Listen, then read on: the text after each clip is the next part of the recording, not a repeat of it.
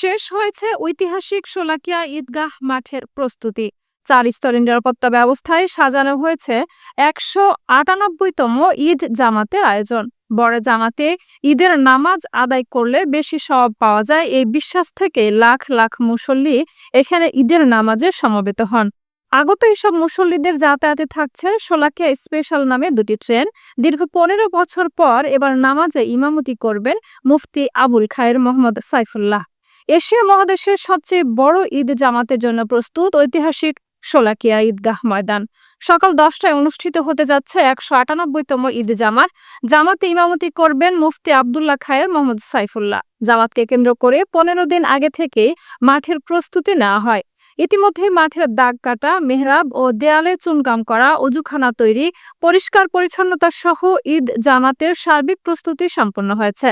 Police, RAB, BGB, answer, সেনাবাহিনীর পাশাপাশি নিরাপত্তার স্বার্থে মাঠের ভেতরে ৬৪টি সিসি ক্যামেরা বসানো হয়েছে। এছাড়াও ৬টি ওয়াচ টাওয়ারের মাধ্যমে মাঠের মুসল্লিদের গতিবিধি পর্যবেক্ষণ করবে আইন শৃঙ্খলা বাহিনী। বড় জামাতে ঈদের নামাজ আদায় করলে বেশি সওয়াব পাওয়া যায়, এই বিশ্বাস থেকে লাখ লাখ মুসল্লি এখানে ঈদের নামাজে সমবেত হন। প্রায় ৭ একর আয়তনের ঈদগাহের মূল মাঠে ২ গয়ে ৬টি কাতার রয়েছে। মূল মাঠের পাশে রাস্তা ও বাসাবাড়ির ছাদ, পুকুর পাড়, ব্রিজে আরো মুসল্লি নামাজ আদায় করতে পারবেন। ধারণা করা হচ্ছে মাঠের ইমাম পরিবর্তন হওয়ায় ১৫ বছর পর এবার আগের চেয়ে মুসল্লি বেশি হবে।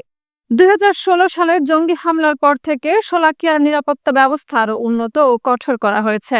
৪ স্তরে নিরাপত্তা ব্যবস্থা থাকবে। নিরাপত্তায় ড্রোন ক্যামেরা সহ পর্যাপ্ত CC camera, watch tower, archway, metal detector ও পুলিশের চেকপোস্ট থাকবে বলে জানান পুলিশ সুপার। দূর দূরান্তের মুসল্লিদের যাতায়াতের জন্য শোলাকিয়া স্পেশাল নামে ২টি ট্রেনের ব্যবস্থা করেছে বাংলাদেশ রেলওয়ে কর্তৃপক্ষ। ময়মনসিংহ ও ভৈরব স্টেশন থেকে ২টি বিশেষ ট্রেন সকাল ৬টায় কিশোরগঞ্জের উদ্দেশ্যে ছেড়ে আসবে।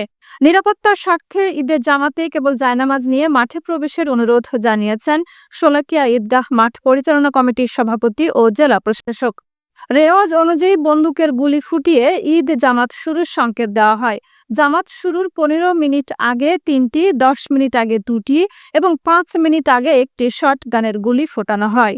সেখানে আমাদের চেকপোস্ট থাকবে, পিকেট থাকবে, গেট পোস্ট থাকবে, ওয়াচ টাওয়ার থাকবে, ট্রাফিক থাকবে, সাদা পোশাকে থাকবে। এছাড়া আমাদের বুমটি স্পেশাল টিম থাকবে, সুইপিং টিম থাকবে, পুরোটা সুইপ করা হবে। এছাড়া আমাদের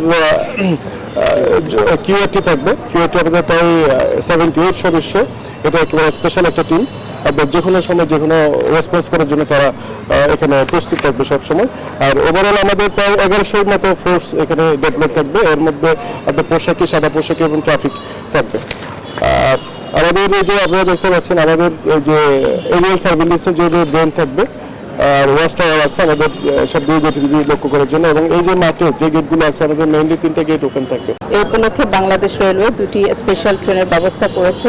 2টি ট্রেন, একটি হলো সকাল 6টায় ময়মনসিংহ থেকে কিশোরগঞ্জ আসবে, আরেকটি আপনার ভৈরব থেকে কিশোরগঞ্জে আসবে। এবং নামাজ শেষে, যেহেতু আমাদের ঈদের জামাতটি হবে সকাল 10টায়, জামাত শেষে এই মুসল্লিদেরকে নিয়ে এই ট্রেনগুলো আবার স্ব-স্ব স্থানে দুপুর 12টায় আমাদের কিশোরগঞ্জ রেল স্টেশন থেকে ছেড়ে যাবে। আমরা যেটা মাইকিংয়ের মাধ্যমে ঘোষণা করেছি আইনশৃঙ্খলা রক্ষার স্বার্থে, যে মোবাইল এবং জায়নামাজ ছাড়া অন্য কোনো কিছু নিয়ে প্রবেশ করা যাবে না এই ঈদগাহ প্রান্তে।